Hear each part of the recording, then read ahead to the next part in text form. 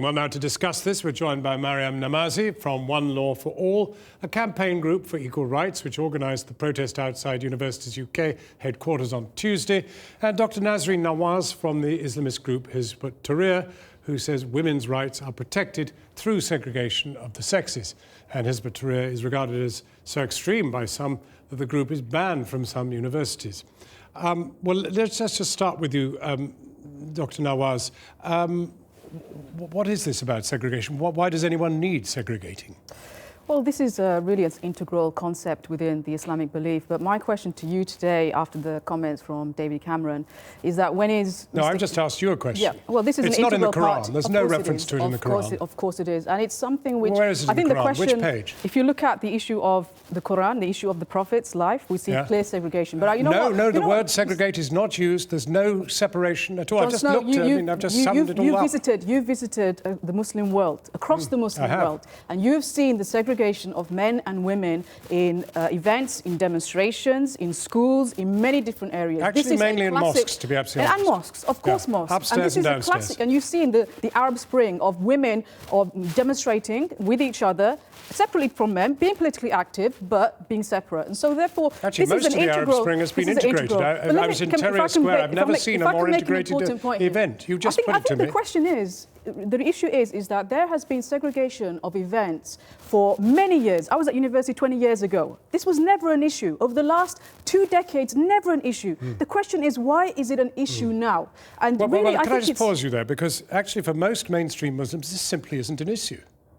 The issue for Muslims, non-Muslims? No, mainstream Muslims really do not go around worrying about segregation. John, what's your evidence for that? Well, if you look I just at these know a events, large number, and I meet a large number, and I've read a lot. No, if you look at these events, many of these events are actually organised by Muslim women. Why are people not asking people like me, dressed like the way that I am, as to whether I see these events as being oppressive? Why not listen to the voices of the mainstream Muslim women who organise these things? Okay, and what well, let's bring in a different What are you going to do if you ban these events? Is you're going to actually silence the voices of Muslim women who organise these events in order to put their views forward? Well, let's look for a different perspective on this. First of all, do you accept in any way that Islam teaches segregation? I mean, I think that, as you've said as well, there are many Muslims who don't think that there is any theological basis for segregation. And I think it's clear when you look at the number of Muslims that mix.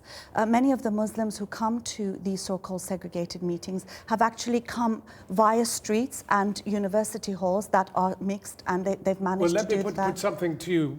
Supposing you do, in fact, have a group of Muslim women who seek to be segregated, Muslim men who seek to be segregated for religious reasons, is it not oppression of their religious rights if you say, sorry, you can't do it? Well, of course, men and women can be segregated in religious settings like a mosque. However, that's not the case in public institutions like universities. I would argue. I mean, there are, for example, if a British, people have a right to their religious beliefs. Let's say that. They have an absolute right to their religious beliefs. But manifestation of religion can be and is often restricted when it causes harm and also when it denies women's rights and equality.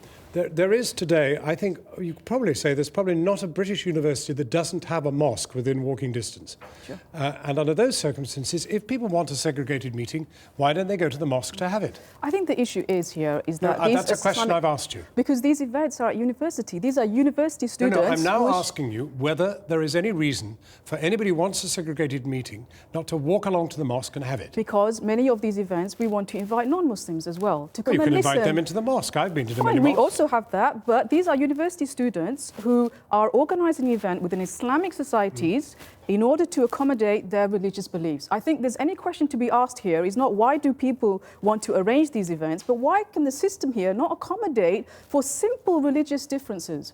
And I would actually argue with the fact that... Yeah, she's asked a good question. I mean, I think the reality is that it's not about accommodating everyone's views. You know, there are members of Hizb ut-Tahrir who think that women should be stoned to death. Well, I'm sorry. If they have an event at university, then can they have a public stoning as well? I mean, I'm stretching the argument, but this is where things lead. The reality is that while people have a right to beliefs, however absurd other people might think they are, that's a complete stretch of the argument, like you say. You can't manifest let me just say this. There might have been even, there were black people who supported racial apartheid in South Africa. Does that make it right? The point is that it is discriminatory. And we need to ask you, why should men and women be be separated in the first place? Why must they be segregated? Let's it's because hear the view that Dr. Hizb ut-Tahrir and answer. Islamists have of women. Of course it's not. This is not a so-called Islamist argument. This is an Islamic argument. speaking on This behalf is of Hizb no. ut-Tahrir. The issue here is the fact that you have Muslim women who wish to organise events amongst Muslim women, and I think the issue here is a double standards. The reality is you have single-sex schools in this country. You have boys' schools and girls' schools. Is David Cameron going to call for a ban of Eton boys' single-sex school? That would be my next question to him. It's a single-sex school. You know perfectly well this is a completely different issue. These are not. This segregation is not in any way dictated by religion. I think that's the actually, question. women flourish better it is said, in single-sex schools. But not because in any way they want to sit separately from boys. They often do.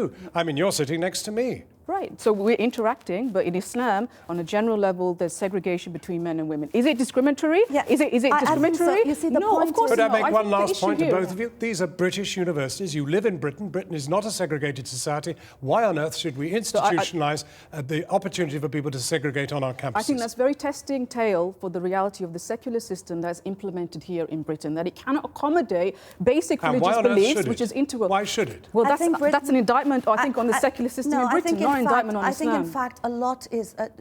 there's too much accommodation going on. I think we need to stand firm on behalf of equality and people's rights. People have a right to their beliefs, but citizens, we come into the public space... We come into the public space as citizens, irrespective of our beliefs. Mariam. And equality is paramount. It supersedes... As long as you're not a Muslim. No, it supersedes equality is fine as long as you're not a Muslim. We have to end it. We could go on all night. But Mariam Namazi, thank you very much indeed. Nazreen Nawaz too. Thank you very much.